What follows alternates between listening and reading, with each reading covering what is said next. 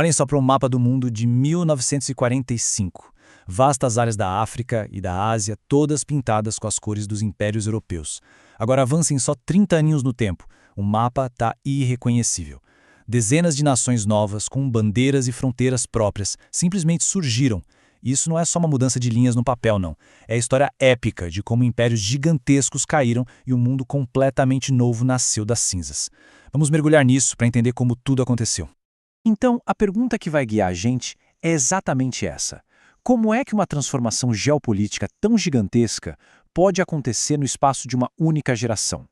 A resposta não está no evento só, mas sim numa onda global superpoderosa de revolução, de negociação e, acima de tudo, numa sede de liberdade que ninguém conseguiu parar. Vamos seguir o rastro dessa transformação? Ok, para desvendar essa história, a gente vai passar por 6 capítulos essenciais.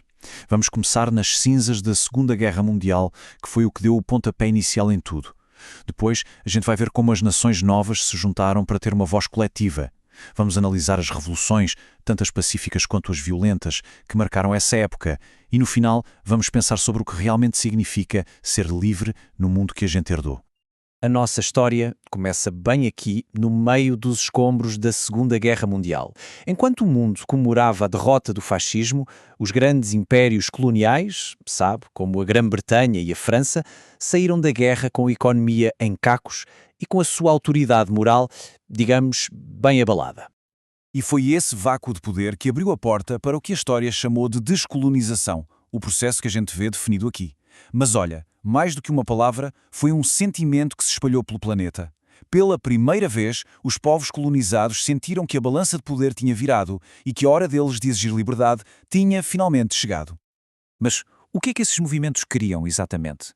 As exigências eram universais e profundamente humanas. Queriam o fim do domínio estrangeiro, claro, mas queriam muito mais. A liberdade para se governar, para ter sua própria religião, para educar os filhos e, acima de tudo, o direito de ver as suas próprias culturas que foram esmagadas por séculos, finalmente respeitadas. A independência de uma nação era uma vitória, com certeza. Mas essas nações recém-nascidas perceberam rapidinho que a verdadeira força estava na união. E foi assim que nasceu o conceito de Terceiro Mundo. E atenção, não como um rótulo de país pobre, mas como uma declaração de independência das duas superpotências, sabe? Uma terceira via na política mundial. E o grande momento fundador dessa nova união foi a Conferência de Bandung, em 1955. Imaginem a cena.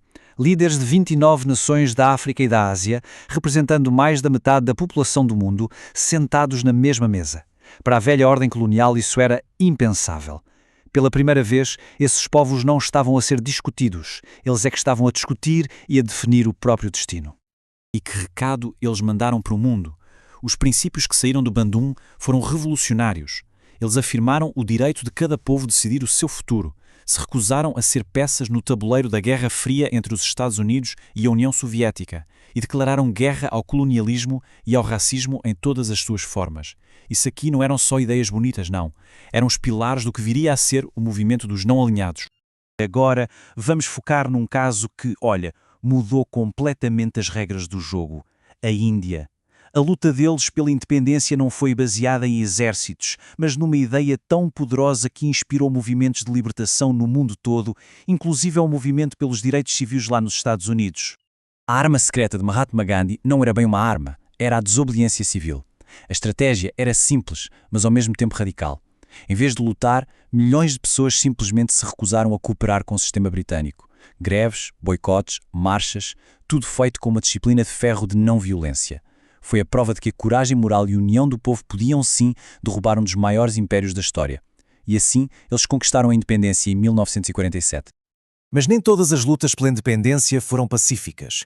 O mundo do pós-guerra foi rapidamente dividido entre duas superpotências, os Estados Unidos e a União Soviética. E essa rivalidade global, a Guerra Fria, acabou por transformar muitas lutas locais por liberdade em verdadeiros campos de batalha ideológicos. E em nenhum outro lugar esse patrão foi mais trágico do que na Coreia e no Vietnã. Nos dois casos, o que começou como uma luta justa pela independência nacional foi basicamente sequestrado pela lógica da Guerra Fria. O mundo viu essas nações serem partidas ao meio, com o Norte apoiado por um lado e o Sul pelo outro, transformando lutas de libertação em guerras civis terríveis. A Guerra do Vietnã se tornou o exemplo mais sangrento disso tudo. Os Estados Unidos investiram um poder de fogo absurdo para impedir uma vitória comunista, mas subestimaram completamente a vontade de um povo que lutava pela sua terra. A queda de Saigão em 1975 não foi só o fim de uma guerra, foi uma lição chocante para o mundo inteiro sobre os limites do poder militar de uma superpotência quando enfrenta a determinação de um povo. Ok, agora a gente viaja para o continente africano. Depois de 1950, o movimento de descolonização ganhou uma força que ninguém conseguia parar em África, com dezenas de nações a lutar pela sua soberania, seja através da política ou, em muitos casos, da luta armada mesmo. Um marco importantíssimo foi a criação da Organização da Unidade Africana, em 1963.